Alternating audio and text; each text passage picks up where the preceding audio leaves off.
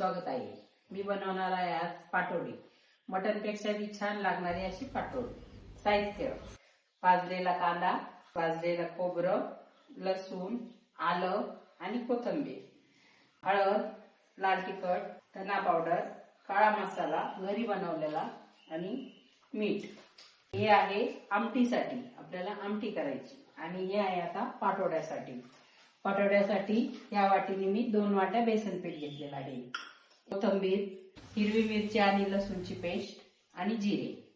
आणि आपण ज्या वाटीने बेसन पीठ घेतलं त्याच वाटीने 2 वाट्या पाणी घ्यायचं आहे. आता आपण पहिले बनवून घेऊ आमटी. आमटीसाठी आपण हे वाटण मिक्सरला बारीक करून घेऊ. कांदा, लसूण, आलं ह्याची पेस्ट करून घेऊ. आता आपण मिक्सरला बारीक करून घेऊ. थोडंसं पाणी घालायचं, खोबरं आणि हे घालून पूर्ण मसाला तयार करून घ्यायचा. बारीक झालाय मसाला.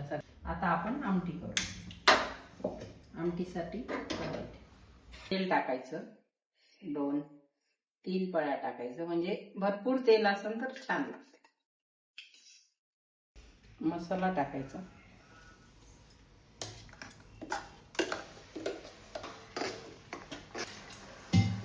मसाला चांगला परतायचा. तसं आपण घेतलेलं काळं तिखट टाकायचं, लाल तिखट टाकायचं, धना पावडर टाकायची, हळद टाकायची, चवीनुसार मीठ टाकायचं.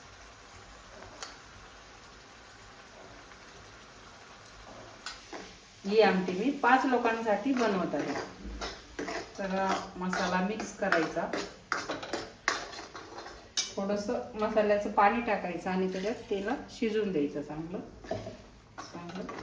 परतून घ्यायचं. कमी गॅसवर थोडंसं शिजू द्यायचं. थोडीशी बारीक केलेली कोथिंबीर टाकायची आणि परतू द्यायचा मसाला. मसाला 5 ते 10 मिनिटं चांगला परतू द्यायचा कमी गॅसवर. झाकण ठेवायचे. थोडंसं पाणी टाकून परतून द्यायचा आणि झाकण ठेवायचं. गॅस थोडा कमी करायचा. तोपर्यंत आपली भाजीचा मसाला शिजत आहे. 10 मिनिटात तो लागल वाफवायला. तोपर्यंत आपण पाटोड्या बनवून घेऊ. पातेलं ठेवलं. पातेल्यात आपण 2 पळ्या तेल टाकून घेऊ. जिरे टाकायचे 1 चमचा. लसूण आणि हिरवी मिरचीची पेस्ट केलेली आहे ती टाकायची. आपल्या आवडीनुसार, आपल्याला जेवढं तिखट लागतं त्यानुसार. ज्या वाटीने आपण बेसन पीठ मोजून घेतलं त्याच वाटीने पाणी टाकायचं आहे. 2 वाट्या. चांगलं परतू द्यायचं.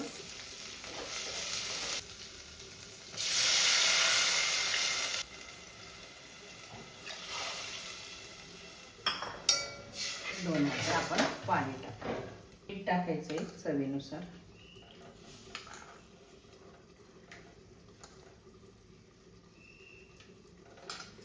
हलवून घेऊया एकदा.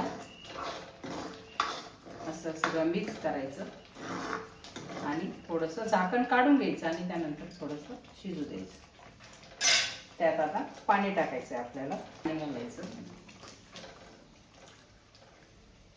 आपल्याला जशी लागल तशी. घट्ट लागल घट्ट, पातळ. झालं आमटी. आता उकळू द्यायची कमी गॅसवर. आता याला उकळी आलेली आहे. हे बघा, या लाटण्याने असं हलवायचं असतं आणि एका हाताने पीठ टाकायचं असतं. गॅस कमी करायचा.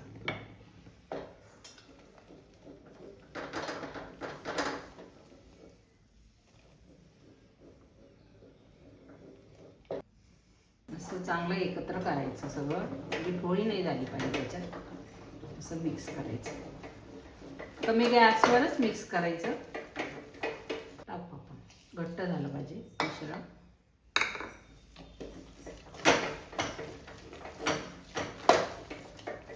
गॅस थोडा कमी करायचा आणि शिजू द्यायचं.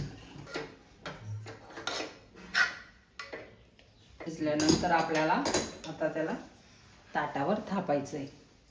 त्याला थोडंसं तेल लावायचं. असं पूर्ण तेल लावून घ्यायचं.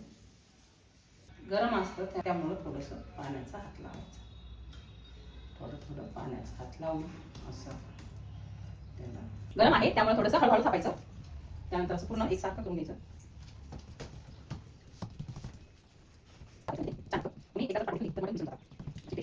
त्यानंतर त्याच्यावर थोडीशी कोथिंबीर टाकायची. तिला पण थोडंसं असं दाबून घ्यायचं. त्याला आपण कापून घेऊ.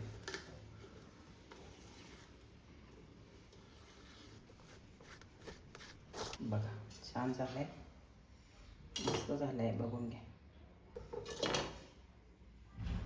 काढून घ्यायच्या आपण हे कापलेल्या वड्या. छान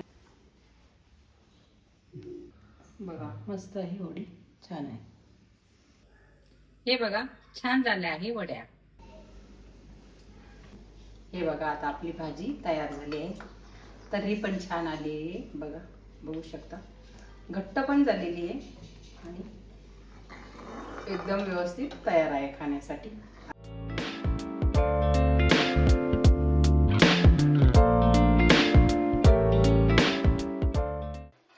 बघा आता झाले ताट तयार. भाजीत पण आपण वडी टाकली. चला मग आता खाऊन बघूया आणि आता यश याला टेस्ट करल आणि सांगेल कशी. आता किती मस्त भाजी दिसतीये. रसा तर्री, भाकरी तुकडा तोडलाय, मस्त रसा घेतलाय, एक नंबर. आणि वडी पण खाऊन भारी भाजी झाली. वडी पण तुम्ही वडी बघू शकता. ही वडी आहे, अशी वडी राहते. तुम्ही अशी मस्त घरी बनवू शकता. मस्त वडी राहते. ही रेसिपी तुम्हाला आवडली असेल तर आम्हाला सबस्क्राईब करा, फॉलो करा. दोन शब्द माझी आई पण बोला. रेसिपी आवडली असेल फॉलो करा, सबस्क्राईब करा. धन्यवाद. तुम्हाला आवडला असेल तर शेअर करा.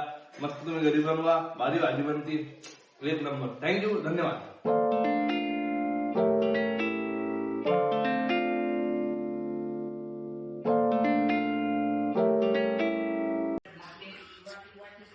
एक नंबर आईच्या हातचं मावशीचं.